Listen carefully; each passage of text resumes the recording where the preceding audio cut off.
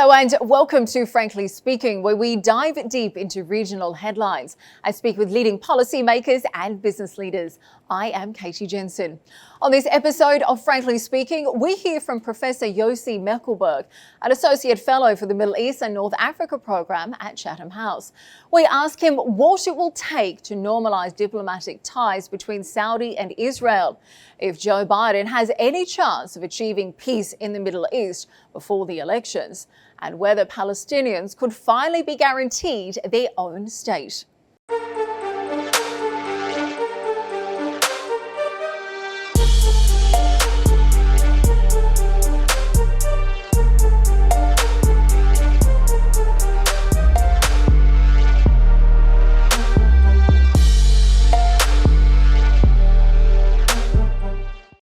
Professor Mekelberg, thank you for joining us today on Frankly Speaking. Now, there has been plenty of talk recently about US efforts to normalise ties between Saudi Arabia and Israel. Now, that is provided that Israel adheres to the main Saudi condition, which is a just solution that the Palestinians accept. But frankly speaking, is this even remotely possible with the current Israeli ultra-right-wing government we have today? Hello, thank you for having me. Now, I think normalization between Saudi Arabia and Israel is something that no doubt will stabilize the region, and we would like to see. But I don't think this is the right time for this to happen on all fronts. And I think we need to go back 20 years, and I think it's actually Saudi Arabia at the time set the right tone.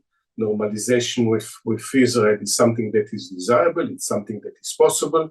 But at the same time, there is one condition, and the condition is that the Israeli Palestinians resolve all their outstanding issues. Just remind the viewers that this, in 2002, it was at the height of the Second Intifada, which, peace didn't look possible, but it could have been a real breakthrough with the right approach by Riyadh. Israel actually rejected the offer that was translated into the Beirut Declaration. I think this is as relevant today as it was relevant 21 years ago, and possibly that's should be the direction. Now, I can see an Israeli government that is ready to make any progress on the Palestinian issue. If at all, it will only get worse. Israel is in a huge crisis, domestic crisis with it. The judicial overhauling or coup that is taking place, hundreds of thousands of people are in the streets, and at the same time, settlements are expanding. As you mentioned, this is the most ultra-right government in Israel history. So normalization, yes, but probably not now. Well, you say this is not the right time for the deal. And I think you make an interesting point, because the New York Times columnist Thomas Friedman, he recently wrote saying that this potential deal will force the right-wing extremists within Netanyahu's government to have to choose between either annexing Gaza or accepting peace with Saudi Arabia. Now, this will ultimately lead to peace with the entire Arab and Muslim world. So I have to ask, why do you think that anyone within their right mind would miss out on such an incredible opportunity? Well, it's interesting because it was Thomas Friedman, they broke the news at the time that's, about the Saudi initiative, peace initiative. Well, it's always a time to make peace. We would like to see peace and normalization, and definitely normalization between Israel and Saudi Arabia that also can lead to peace between Israel and Palestinians. This is the dream. But I think what probably, if interpret what Thomas Friedman is saying, that it's possible to change the mind of the very right wing, the Zionist religion party, people like Itamar Ben-Gvir and Bezalel Smotrich and their supporters, that they will exchange the concessions that need to be made for peace for this kind of normalization and acceptance in the region. If he's right and this is possible, why not? But I can't see this happening. Bear in mind, when the Abraham Accords were signed, Netanyahu was a powerful leader. Now he is at his weakest point. He's a weak leader, held hostage, willing hostage by the right wing because of his corruption trial. He can't afford the government to fall, while other parties say, as long as Netanyahu is heading the Likud, they won't join the government.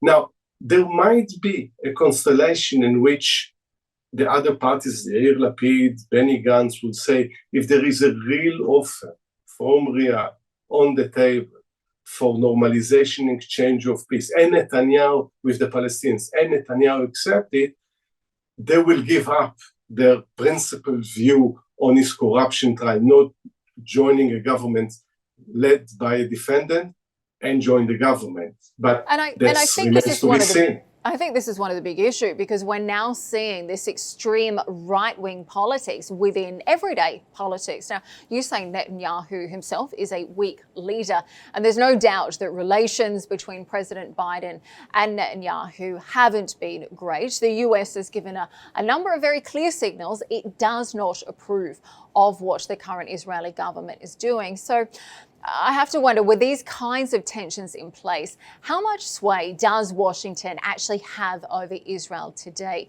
How can it convince Netanyahu to take this offer from Saudi Arabia and actually present meaningful concessions to the Palestinians?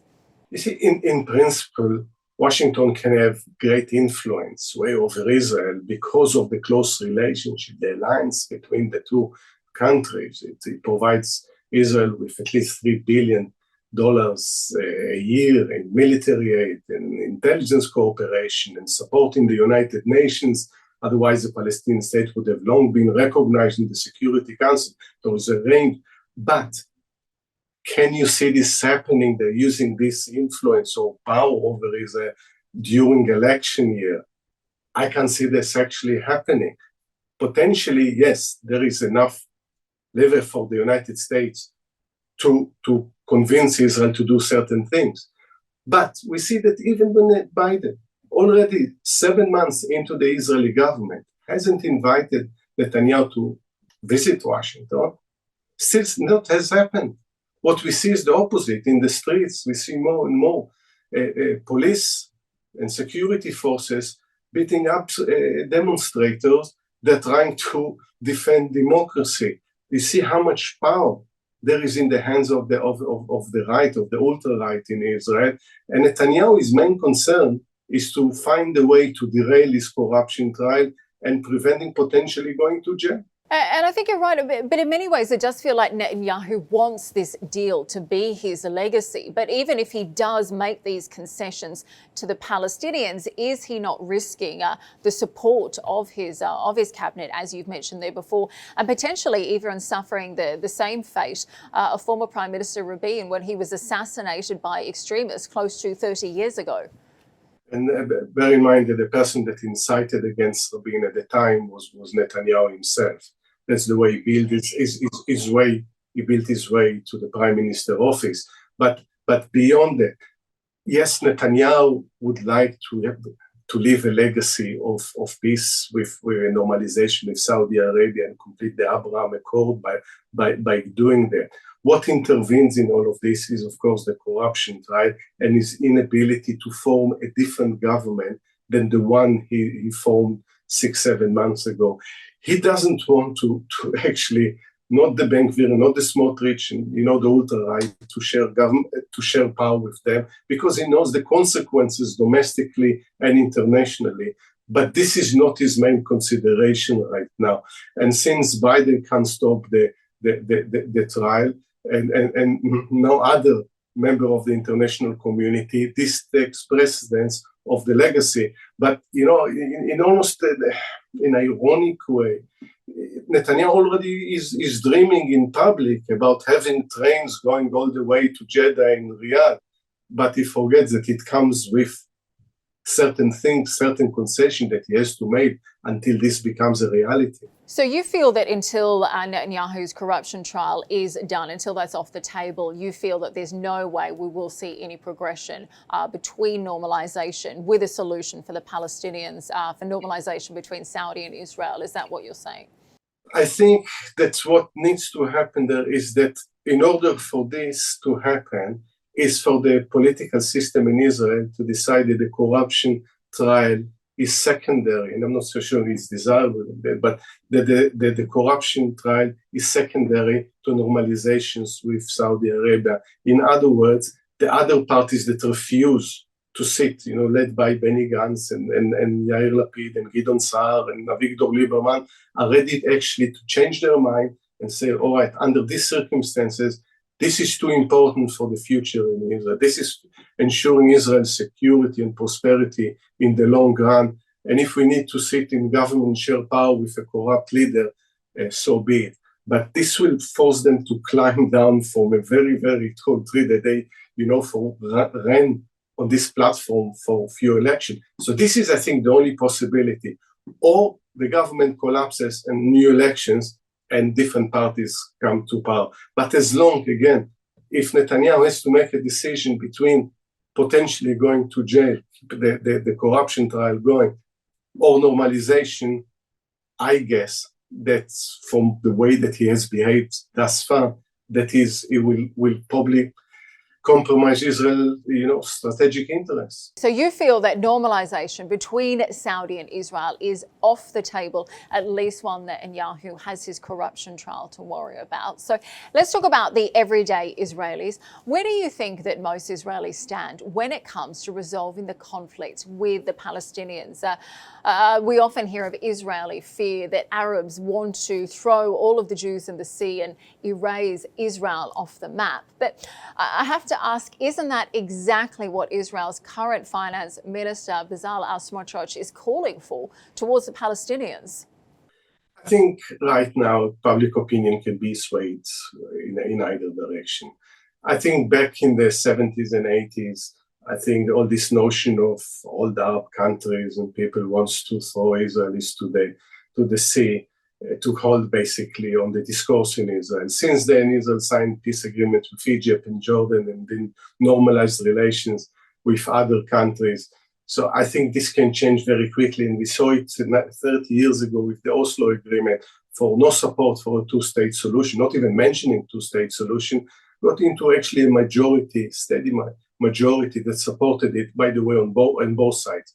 And surprise, surprise, even today, it's in the high 40s that on both communities, the Israelis and Palestinians, still support two-state solution at the point that it looks almost unlikely. The things, I think leaders should not look all the time at public opinion polls. They should actually look into the future, gaze into the future, and think what's good for their countries and communities.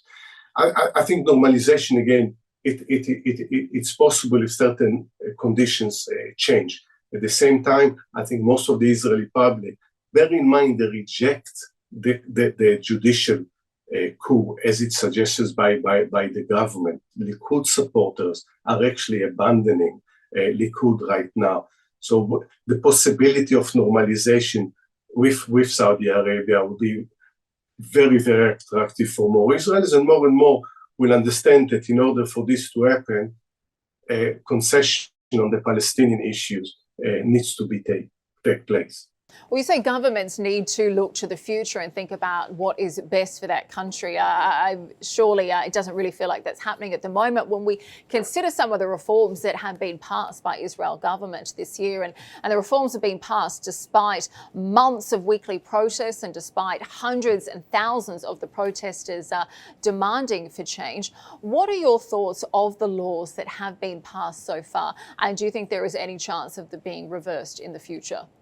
I think, first of all, no doubt in my mind that the direction this government is taking is towards more and more semi-democracy, towards authoritarian regime. If you start, especially in the parliamentary system, which the checks and balances and separation of powers is not as in a presidential democratic system, because the legislator is the one that supports the government, because you need to build a coalition within the legislator.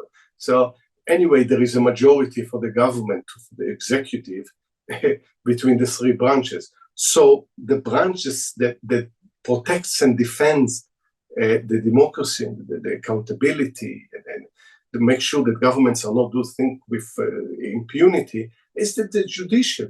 And exactly that's why this government hate so much the judiciary because it won't let it make an appointment that are corrupt. It won't let it deal with the West Bank the way that it wanted to deal with the Palestinians with complete impunity. So there is a real danger, and we see step by step, already after the passing of legislation last week about, revoking the reasonableness standard, that the coalition offers all sorts of put on the table and a suite of different bills that will compromise Israel democracy. But on the other hand, if you ask me if I'm optimistic, I must admit, I never thought I'd see so many people, and for 31 weeks are in the street demonstrating. Started during the weekends on Saturday nights, and now it's almost every day, demonstrating, protesting everywhere, and they won't let it happen. So something we'll have to give. Bear in mind, the Israeli Knesset is in recess right now. That's why the push to pass the legislation last week. Both sides have time to think about the next steps. And from what I see, that definitely the pro-democracy forces are adamant that they won't have it. Certainly there have been calls for change. We mentioned the protesters. We mentioned the big concerns about the fact that these reforms have weakened the judicial system, which is the very tool for keeping the government's power in check. So what do these reforms mean for the Palestinians and for the 1948 Arabs? Yeah, one of the interesting things that the Israeli Palestinians don't participate in this because they don't believe that any government will actually look after their human rights, well-being, or prosperity. This is the experience of 75 years of Israel independence. But they are going to be the first affected by it. And we saw it already with 5 years ago, the nation state law that basically downgraded the status of Israeli Palestinians, including the Arabic language and so on and so forth. So on the one side of the green line, we probably will see more discrimination of Israeli Palestinians. But then it will let even more the Israeli security forces and the settlers to be having with complete impunity. There is hardly talking in the international media about settler violence. But this is a daily occurrence of settler violence, of cutting olive trees, of cutting pipes, of attacking innocent Palestinians. And without the Supreme Court, who is going to protect the Palestinians? And about expansion of settlement and grabbing more land in the West Bank, we should make also a two-state solution, if there is still a possibility, a complete pipe dream. Let me just say one thing about the Supreme Court in Israel. As much as I would like to see that this legislation won't harm the Supreme Court in Israel, and it's a bastion of democracy in Israel, it has never been as bastion of protecting Palestinians in the occupied West Bank and Gaza, the way it protected the rights of Israel within the Green Line. And I think one of my conclusions and some of others is you can't have democracy on one side of the Green Line and a military rule on the other side. And I think you make a very interesting point there because we mentioned a little bit earlier, Israel has long proudly declared it is the only true democracy in the region. So do you think the violence against the Palestinians, but particularly these changes to the reforms, do you think the reforms particularly show that Israel can no longer hold claim to this idea? I think it's a very fragile democracy at the moment. It had never been a perfect democracy. And definitely since 1967, with the occupation of the West Bank and Gaza, so the Golan Heights, and imposing military rule on millions of people, this is a democracy with a question mark. But having said that, many millions of Israelis, those who carry Israeli or have Israeli citizenship, enjoyed all in all the democratic system. With some caveats when it comes to Israeli Palestinians. They enjoyed most of it, but not all of it. Sure, now, but also I think democracy for one half of the population certainly doesn't guarantee democracy for all. But again, the minute that millions of people are living, under military rule, and don't enjoy the same rights of people that live basically 5 minutes away with them, they can see them from their windows, it's bound to compromise what is a democracy and the quality of democracy. What we see now, it's this, what happens in the West Bank creeping inside Israeli society. And that's the first time that hundreds and hundreds of people protesting. But even now, most of them refuse to see the connection between the occupation and what happens in Israel. And they don't like when we are mentioning it. And I think they are making a big mistake in that. Well, let's talk a little bit more widely about some other events that have been taking place in the region, particularly the peace deal between Saudi and Iran that was brokered by China and took place in March this year. I'm sure that caught Israel by surprise. How is the deal being perceived there? Yeah, it's interesting. I think, first of all, it was a very positive development.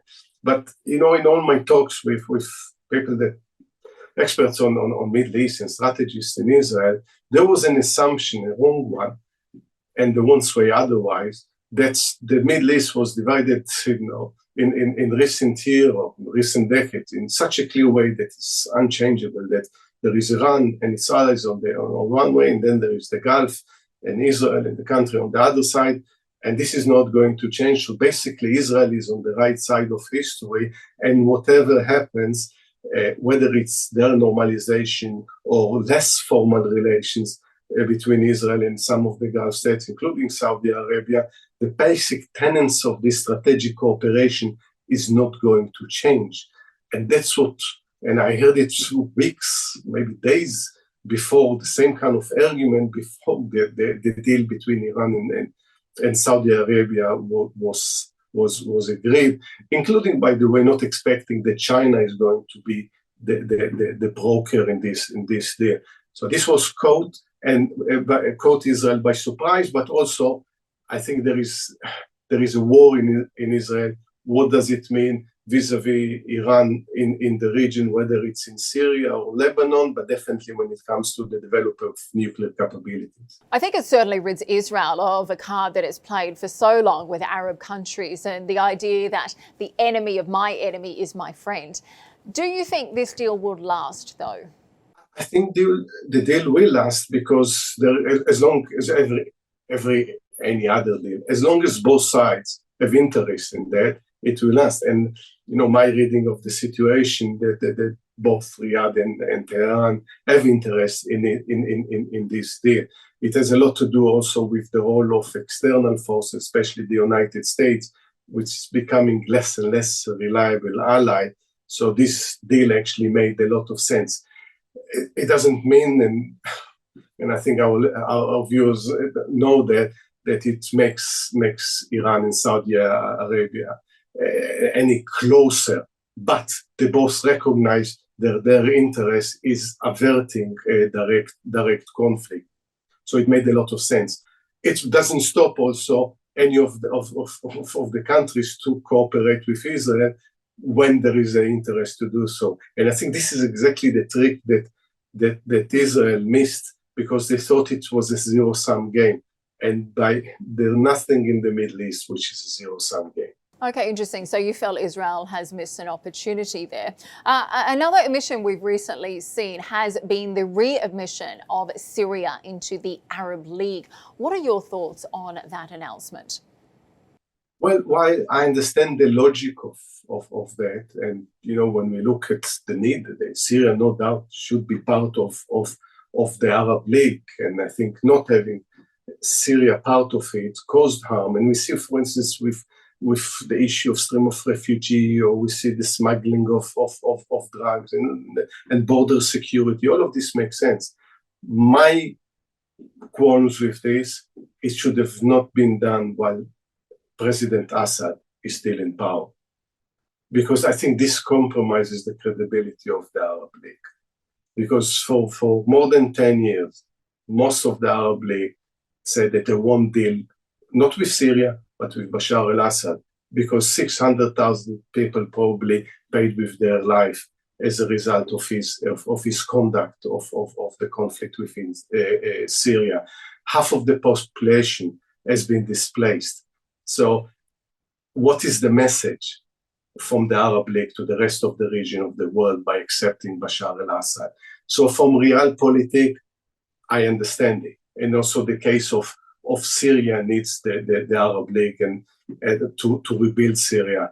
I think from a moral point of view, but also long-term political consideration of how to deal with people that have so much blood on their hands, I think this is very problematic. But many argue that the Assad regime has been Israel's best secret ally. It's protected its border for decades. Do you think that a stronger Assad regime benefits Israel's national security as well?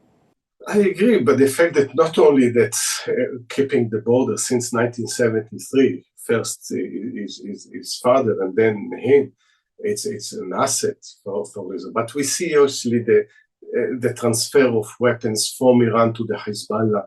And, one day Israel might be in a position to face all of these advanced weapons in the hands of the Hezbollah in Lebanon. And we see tensions mounting on the border, and also the language, which is becoming more and more vitriolic between Israel and the Hezbollah and Hassan Nasrallah. So I think, maybe in the short term.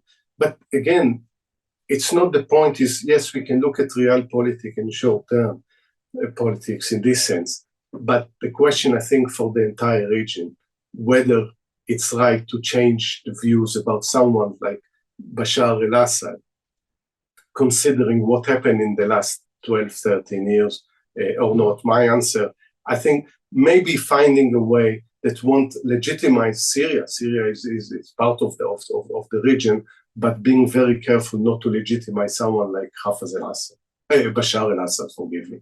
Okay, so you say Syria should have been readmitted to the Arab League, but not under the Assad regime.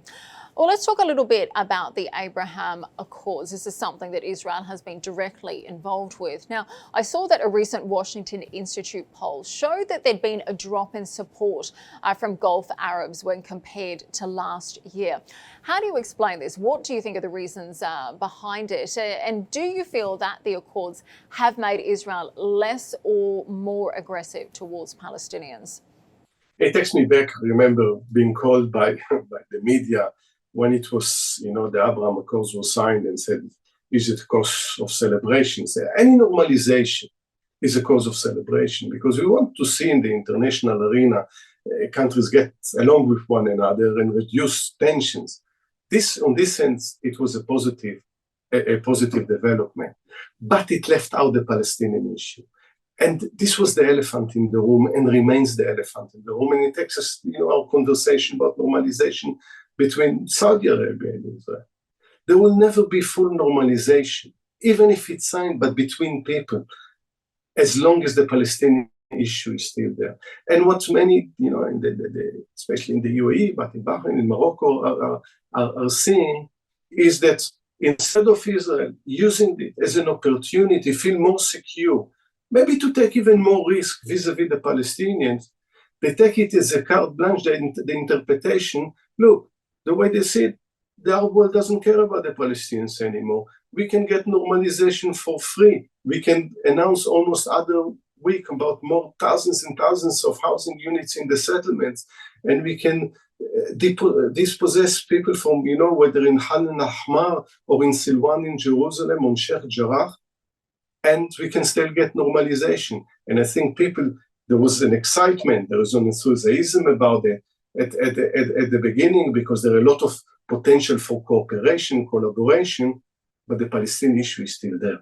And I think that's the big issue. And I think that's why we have seen Saudi for such a long time insist that in order to have normalization with Israel, that there must be a just two-state solution for the Palestinians. And I think that's been different to what we've seen from other countries. Now, we have seen that the UAE, Bahrain, Morocco and Sudan, they obviously signed peace deals with Israel in order to normalize ties. But before that, we saw Egypt and Jordan also sign a deal with Israel. But there doesn't seem to be much progress that's been made since then. So why do you think that the Jordanian and Egyptian peace deals lack the warmth that, say, the Moroccan or UAE versions enjoy? Yeah, I think it all took place in different eras and different contexts. Egypt knew exactly under President Saada what it wanted to achieve, and they got the Sinai Peninsula back. So they were happy at the time to sideline the Palestinian issue, to get their territory back. And at the same time, it evolved into strategic cooperation. The peace agreement with Jordan took place when we were all very hopeful about peace with the Palestinians. It happened almost immediately after the Oslo Agreement, and we never envisaged that 30 years later, the Palestinian issue, the conflict between the Israeli-Palestinian will still be with us. So this was a different context. The normalization took in a different context altogether, because it was obvious that the Israeli-Palestinian issue is in a complete impasse. And there is no way out, because only a few weeks earlier, we all thought, before the Abraham Accord was signed, that Israel would annex at least 20% of the West Bank. At least the Abraham Accord stopped it for a while. But what transpired in the meantime, that it was not, if anyone thought, while signing that, it would encourage Israel to feel more secure and make concessions towards the Palestinians, it's still there. And I think this is one of the breaks on the ability not only to sign normalization, but achieve full normalization between the people. And I think this remains a big issue. Again, to refer back to that Washington Institute poll, it found that more than 60% of Palestinians are actually opposed to the Abraham Accords, and the majority of it say it's made Israel more aggressive. Another 40% say there has been no change. So certainly no easy answers there. But Professor, we're almost out of time. Just one final question I wanted to ask you, and this is purely out of curiosity. I understand that you're also an expert in Cuba. So I have to ask, how and why exactly did that happen? So in my younger years as a research student, I researched revolutions, and mainly specializing in US foreign policy towards revolution and why the United States fell in its relations with revolution. And I compared between US foreign policy towards the Iranian Revolution and the Cuban Revolution. It's, for obvious reason, was easier for me to travel to Cuba. And not only I traveled to Cuba, I think I quite fell in love with Cuba, which is a wonderful country with wonderful people. So I traveled quite a lot to Cuba. And, you know, Cuba has its own issues, but it's a fascinating country. And, you know, if you try to test also American foreign policy and sometimes how it fails miserably, the relations between the United States and Cuba is a great example. So I keep following what's happening in Cuba. Couldn't visit during the COVID pandemic, but also, you know, Cuba is in my heart, and see what's happening there. Well, it's certainly a fascinating subject as well. Professor, thank you so much for your insights today. Feels like ultimately you say we're not going to be seeing normalization between Saudi and between Israel, at least certainly while Netanyahu has a corruption trial on his hands. But really appreciate your thoughts today. So thank you for joining us. Thank you.